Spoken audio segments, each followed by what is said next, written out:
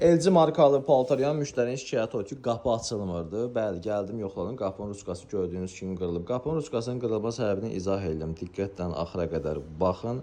Videoya bir dənə heç olmasa sağ olun, çox sağ olun yazın. Sizi maarifləndirirəm ki, belə hallar başınıza gəlməsin. Bunu sizə heç kim deməz. Hamı deyər ki, ustalar, qoy qırılsın, pul qazanaq. Mən deyirəm, qoy qırılmasın.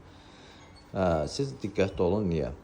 Baxın, paltaryan yudu qutardı. Həmişə daima burada siqnal çalır. Qapının işığı buraxmalıdır ki, qapını açasınız.